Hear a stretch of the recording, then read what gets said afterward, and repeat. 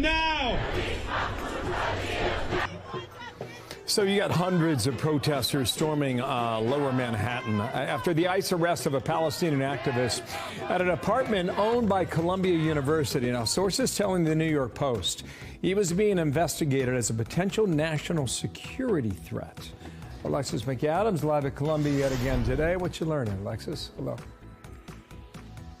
Hi, Bill. Well, even though Mahmoud Khalil was being investigated, according to the White House, as a potential threat to our national security, people across New York City chanting and marching overnight, saying he needs to be released. Watch this. We want justice, you say how? We want justice, you say how? Release Mahmoud Khalil now! Release Mahmoud Khalil now! Protesters chanting to free Palestine and free Khalil after ICE agents arrested the former Columbia grad student, saying he was leading activities that align with Hamas. Khalil's lawyer says the feds told her they were revoking his green card and his student visa.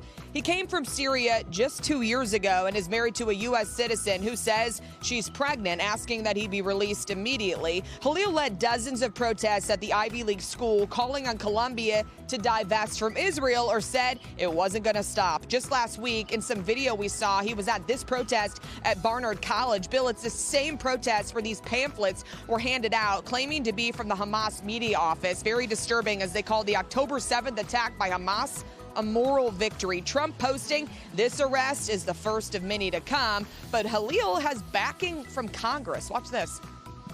If you believe in constitutional rights, you understand that they're targeting this person, and everyone knows he has been very vocal against the genocide of the Palestinian people in Gaza. And they're targeting him and refusing him constitutional rights. Who's next?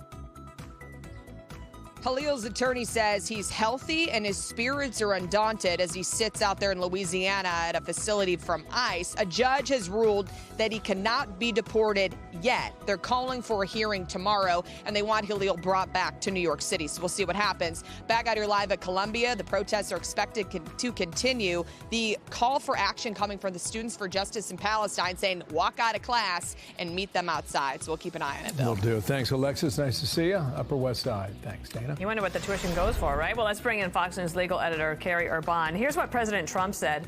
He posted this. This is the first of many to come. If you support terrorism, including the slaughtering of innocent men, women, and children, your presence is contrary to our national and foreign policy interests, and you are not welcome here. We expect every one of America's colleges and universities to comply.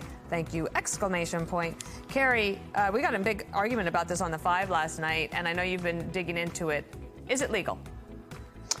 Yeah, so look, the statute at issue is this one, and it's an alien whose presence or activities in the U.S.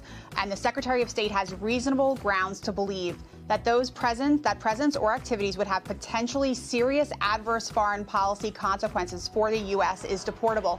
The reason I'm reading that out is because I think there's been a lot of focus on the language of the EO and President Trump's post about providing support for terrorism, which we know there's a statute on the books that details that. That's why the person was in court yesterday in Virginia for Abbey Gate. This is something different. This is something it's more broad, and it's about potential national security risks and threats. Now, there are other reasons as well that someone can be deported. You can be a terror supporter, you can espouse that ideology, you can't be, and you can't commit crimes. Now, I think what's important to note here is that this individual is a lawful permanent resident, and he's been so since 2024. But here's the key, Dana. Someone can be deported between the time they are a lawful permanent resident and when they apply for U.S. citizenship. Typically, it's 5 years. Now, if you're married to an American, it's 3 years. And I was talking to a former federal prosecutor this morning. He told me that he deported many lawful permanent residents in his time for actions that made them deportable, some of which I just laid out. Well, you know, as somebody who married a British guy, this is a different scenario, but yes, you have a green card, but the green card is not guaranteeing citizenship, and he and I talked about that last night. So Shai Davidai was a professor at Columbia. He left after all of this, and he said, like Khalil, I too am on a green card.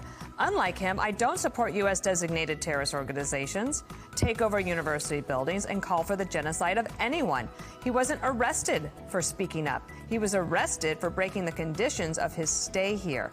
So the argument we got in last night was about free speech. How should I argue it tonight?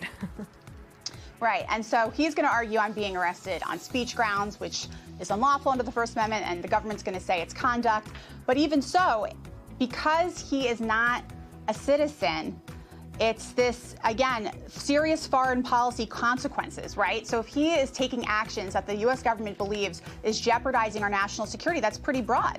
Right. And if you take a look at some of the things that his group has called for, I mean, just last August in an Instagram post that's now been deleted because I looked for it this morning, couldn't find it, but there was a lot of reporting around it at the time. You know, Westerners, we are Westerners fighting for the total eradication of Western civilization. That's a pretty bold statement. How about the fact that the group rescinded an apology for a member who said that Zionists don't deserve to live?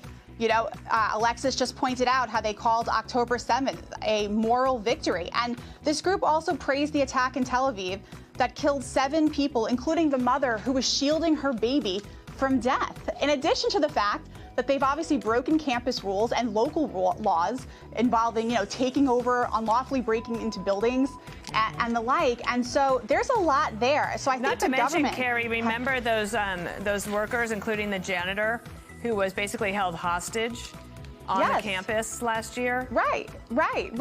You know, and of course there are codes of conduct issue on the campuses themselves that they've been violating left and right. And this was something, Dana, I never understood as we watched all of this unfold last year. Why weren't these administrators just simply enforcing the code out of the gate? And this was a very simple thing for them to do, and they weren't for a very long time. So the point in all of this is that there is a lot here for the government to make their case as to why this person is deportable. And as far as this hearing tomorrow, we'll see what this judge thinks about him being detained pending this removal. But I wouldn't look too much into that. I think it's pretty par for the course, you know, retaining the status quo as all of this gets fleshed out. Got you. Thank you for doing all that research for us. We appreciate it, Carrie.